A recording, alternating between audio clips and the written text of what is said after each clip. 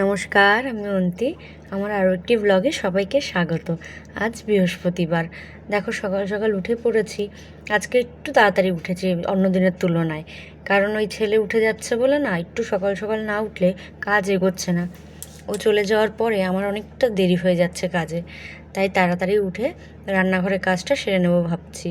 তাই ওই কালকের বাসনগুলো ছিল সেগুলো তুলে নিই। কী বলো তো, কাজ কিন্তু আমার সময়ের মধ্যে সবটাই হয়ে যাচ্ছে, কিন্তু সমস্যা হয়ে যাচ্ছে ছেলের স্নানটা অনেকটা দেরি হয়ে যাচ্ছে। এমনি ওকে 12টার মধ্যে করিয়ে দিই, আর এখন না 12:30 পৌনে 1টা বেজে যাচ্ছে। তারপরে স্নান করে খাওয়াতে খাওয়াতে হয়ে যাচ্ছে দেরি ওকে। আর এদিকে দেখো ডিউটি যাবে বলে ভাতটাকে বসিয়ে দিচ্ছি, চাল ধুয়ে নিচ্ছি, ভাত বসিয়ে দেবো। এদিকে ভাত আর ডাল হতে থাকবে, তারপর আমি আস্তে ধীরে কাজ করব। আর যেই ভয়ে আমি সকাল সকাল উঠেছি, সেই ভয়ই দেখো আমার কোলের মধ্যে এসে হাজির। এখন কোল থেকে হাজার বললেও নামবে না, ঘুমাবে কোলের মধ্যে। যে বিছানায় দিয়ে আসবো টুস করে উঠে যাবে। আর এখান দিয়ে দেখো ডাল নিয়ে নিচ্ছি, ডাল করব বলে। এবার বলো তো, এরকম কোলে নিয়ে চাল ডাল ধোয়া যায়? রান্না নয় করা যায়, চাল ডাল ধোবো কী করে ওকে কোলে নিয়ে? আর ওইখান দিয়ে রান্না করতে গেলেও ভয় করে, তেল ছিটবে কিংবা আগুনের কাছে। আমার ভালো ভয় করে এই বাচ্চা নিয়ে সামনে। আর দেখো কোল থেকে নামিয়ে দিয়েছি বলে ওই যে জিদ করছে। আমি বলছি তুই নাম, আমি ডালটা ধুয়ে নিই, তারপর কোলে নিচ্ছি, বা বিছানায় চল না। ও যাবে না, ও এইখানেই থাকবে। ওকে এখন কোলে নিয়ে বসে থাকো। কী করে দেখো চোখ বন্ধ করে রেখেছে, দেখেছো? বিছানায় যেই দেবো সেই উঠে যাবে, কিন্তু কোলের মধ্যে আমি যে নামিয়ে দিয়েছি। এই দেখো কী করেছে, রাগ করে রান্নাঘরের মেঝের মধ্যে শুয়ে আছে। এবার কি করি বলো তো একে নিয়ে আমি? ওর বাবা এসে দেখলো যে মেঝের মধ্যে শুয়ে আছে, তারপর বাবা এসে সেই নিয়ে গেল। আর এখান দিয়ে এবার রান্না বসাচ্ছি, নাহলে দেরি হয়ে যাবে, টাইমে কিছুই দিতে পারবো না। ঠান্ডা করার ব্যাপার থাকে, এত গরম পড়েছে। ওই আমি আগের দিন সব কেটে রেখেছি, এটাই একটা সুবিধা আমার। আর ওই যে আমডাল, আমার রান্নাঘরে এখন খালি আমডালই দেখতে পাবে বললাম, পুরো গরম জুড়ে। ওই আম দিয়ে ডাল করব, তাই আম আর ডাল একসাথে আমি সিটি দিয়ে দিই। আর এদিক দিয়ে মাছ করব, দেখো শোল মাছ ওদের জন্য করব, বাবা আর ছেলের জন্য। আমার আজকে আর মাছ খেতে ইচ্ছা করছে না। আমি করব মাছ দিয়ে, মাছের মাথা দিয়ে ওই ঘ্যাট।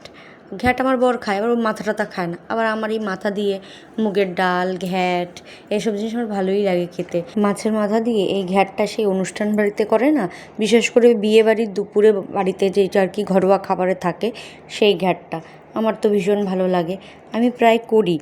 আমার বর আবার ওই বললাম না মাথা খায় না বলে একার জন্য করব, তবে মাঝে মাঝে বেছে বেছে ওকে তরকারিটা দিই, মাথাগুলো রেখে দিই। আর এদিকে দেখো আমার জন্য চাও বসিয়ে নিয়েছি। যত গরমই হোক চা খাওয়া ছাড়া যাবে না, চা আমার ভীষণ ভালো লাগার একটা জিনিস। আর এদিকে দেখো মাছগুলোও ভেজে নিয়েছি। আজ করব বাবা ছেলের জন্য আলু পেঁপে দিয়ে পাতলা ঝোল। ওই যে আমার বরের যে রেসিপি, ফোড়নের তরকারি, ওই ফোড়ন দিয়ে আর কোনো মশলা দেবো না, পাতলা করে ঝোল করব গরমে, বাবা আর ছেলের হয়ে যাবে। আর আমার আজকে মাছ খেতে ইচ্ছে করছে না বলে আলাদা করে কোনো তরকারি করব না। আর এদিকে দেখো সর্ষে ফোড়ন দিয়ে দিয়েছি আম ডালের জন্যে। আমি যে কোনো টক ডালে না সর্ষে আর শুকনো লঙ্কাই ফোড়ন দিই।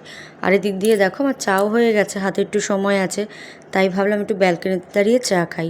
চলো চা খেতে খেতে তোমাদের কিছু কমেন্ট পড়ি। জিনি দাস দিদিভাই আমাকে কমেন্ট করেছে, খুব সুন্দর হয়েছে দিভাই। দিভাই সাপোর্ট করে গেলাম, তুমিও সাপোর্ট করে পাশে থেকো দিভাই। থ্যাংক ইউ, তোমাকে অনেক অনেক ভালোবাসা। অবশ্যই আমিও তোমাকে সাপোর্ট করব। এভাবেই তো একজন আরেকজনের পাশে থাকতে হবে। দেখো গল্প করতে করতে আমার মাছের মাথাগুলো ভাজা হয়ে গেছে, তাই ওই তেলেই ওই আলু আর পেঁপে দিয়ে যে মাছের ঝোলটা করব বলছি সেটাকে দিয়ে দিলাম। এবার একটুখানি নুন হলুদ দিয়ে ওটাকে কষতে দেবো, তারপর ওটাতে জল দিয়ে দেবো। আর এদিকে দেখো ভাতটাও প্রায় হয়ে এসছে, ভাতটাও আমি এবার নামিয়ে নেব।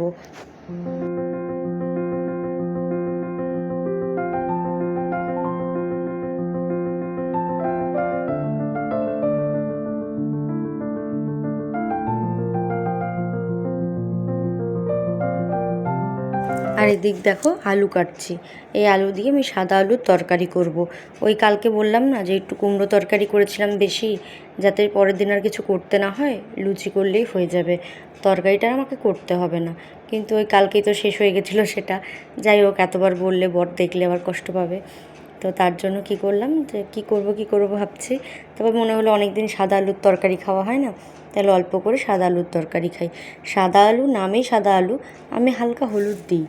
একদম সাদাটা আবার দেখতে ভালো লাগে না, সেই কারণে আমি হলুদ দিই। টেস্ট একই, টেস্টের কোনো এদিক ওদিক হয় না, একই টেস্ট, শুধু সাদার থেকে একটু হালকা হলুদ হয় এই আর কি। তা সেটা জিরে ফোড়ন দিয়ে বসিয়ে দিয়েছি। আর ঘরে আমার টমেটো ছিল না, যদি টমেটো থাকতো তাহলে আমি একটু টমেটো দিতাম। আর ওইদিকে তখন আমার কষানো হয়ে গেছে আলুটা, তাতে জল দিয়ে দিয়েছি। আর এদিকে বাবা আর ছেলের জন্য ডিম সেদ্ধ দিয়েছি। আমি আর ডিম খাবো না ওই গরমের মধ্যে, আর একটু পরে আমার জন্য লুচি করে নেব, লুচি আর আলু তরকারি। আর এদিক দিয়ে দেখো ওই ছেলে আর বাবার তরকারি হয়ে গেছে, আর এখান দিয়ে আমি ঘ্যাট বসিয়ে নিচ্ছি ওই শুকনো লঙ্কা, তেজপাতা আর 5 ফোড়ন দিয়ে। আর ওই যে বললাম না, এই তরকারিটা আমার একটু অনুষ্ঠান বাড়ির মতন খেতে ভালো লাগে, ওই বিয়েবাড়ির দুপুরে যেটা ঘরোয়া রান্না হয়। অনুষ্ঠান বাড়িতে কিন্তু এই ঘ্যাটটার মধ্যে আদা, রসুন, পেঁয়াজ বাটা দেয়।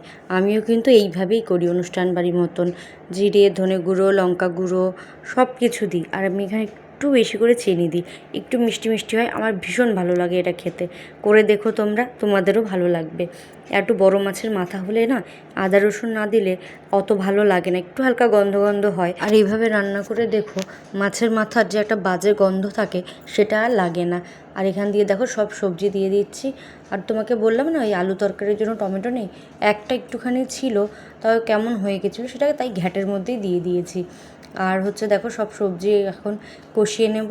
আমার কিন্তু এই তরকারিটাতে এক ফোঁটাও জল দিতে হবে না, কারণ এখানে যা সবজি আছে প্রচুর জল ছাড়বে। তারপরে তো পুঁই শাক দিচ্ছি, পাতা থেকেও প্রচুর জল বেরোবে, সেটা শুকাতে শুকাতেই আমার সব সবজি সেদ্ধও হয়ে যাবে। এখানে সেরকম কোনো জল টল ব্যবহার করতে লাগে না, আর জল দিলে তো টেস্টও লাগে না। আর এদিক দিয়ে দেখো অনেকটা আম ছিল ফ্রিজে, সেই আমটা দিয়ে আমের টক করছি। মনে আছে আগের দিন করেছিলাম সেই হালকা মিষ্টি টক, ওই নুন হলুদ দিয়ে এই জল দিয়ে দেবো, আর ফুটে উঠলে অল্প চিনি, টক টক একটু মিষ্টি মিষ্টি নোনতা নোনতা, খুব ভালো লাগে গরমের দুপুরে। আর এদিকে দেখো ঘ্যাটে আমার পাতাগুলো পুরো মজে গেছে, এখন মিশিয়ে নেবো সব কিছুর সাথে। ওইদিকে টকটা ফুটছে, ওর দিকে ফুটতে থাকুক, এদিকে আমি বরের টিফিনটা প্যাক করি। এখন তো ঠান্ডা করতে দেবো ফ্যানের তলায়, না হলে পুরো নষ্ট হয়ে যাবে। এরকম অনেক হয়েছে জানো, যে ওকে টিফিন দিয়েছি ও খেতে পারেনি, নষ্ট হয়ে গেছে। তখনও কৃষ্ণনগরে পোস্টিং ছিল, আমার বিয়ের নতুন কালে আর কি, সেই সময় তো অত বুঝি না। টিফিন বক্সে টিফিন দিয়ে ঢাকনা আটকে রেখে দিতাম ফ্যানের তলায়, আর ওটাকে ঠান্ডা করতাম না। তারপরে ও অফিস যাওয়ার সময় নিয়ে যেত, আর ওইখানে গিয়ে লাঞ্চের সময় সেটা বের করতো ব্যাগ থেকে, সেই সময় বের করে দেখে পুরো নষ্ট হয়ে গেছে। এমনও এক সময় হয়েছিল জানো, ওর টিফিনে আমি টিফিন দিয়েছি ঠিকই, কিন্তু আমি মাছ দিইনি, মাছ দিতে ভুলে গেছি। ও অফিসে গিয়ে আমাকে ফোন করেছে, আজকে মাছ রান্না করোনি? আমি বলছি হ্যাঁ দিয়েছি। বলছে কই আমাকে তো দাওনি। এরকম অনেক ভুল হয়েছে। যাক, মানুষ ভুল থেকেই তো শেখে, সেই ভুল থেকেও তো আমি অনেক কিছু শিখেছি। যাই হোক, দেখো এখান দিয়ে আমার লুচিও হয়ে গেছে, আর এদিকে রান্নাঘরও আমি গুছিয়ে নিচ্ছি। প্রচুর বাসন, দেখো কতগুলো বাসন হয়েছে, এরকম সারাদিনে প্রচুর বাসন জমতে থাকে। আমি চেষ্টা করি বর ডিউটি যাওয়ার আগেই পুরো রান্নাঘরের সমস্ত কাজটা শেষ করে নিতে, কারণ ও চলে যাওয়ার পরে আমার আরও অনেক কাজ থাকে, ছোট বাচ্চা নিয়ে তো। এর জন্য আমি না চেষ্টা করি অফিস যাওয়ার আগে যেন রান্নাঘরের অন্তত কাজটা শেষ হয়ে যাক। আর এদিক দিয়ে দেখো বাবু ঘুমাচ্ছে, আমি বুঝে পাই না এত সকালে ওনার ওঠার কি দরকার। যখন পড়াশোনা শুরু হবে তখন কিন্তু বাবু আর ঘুম থেকে উঠবে না। ঠিক আছে, ও এখন উঠে গেছে। আজ তবে এটুকুই থাক, দেখা হবে অন্য কোনো ভিডিওতে। ভালো থেকো, সুস্থ থেকো।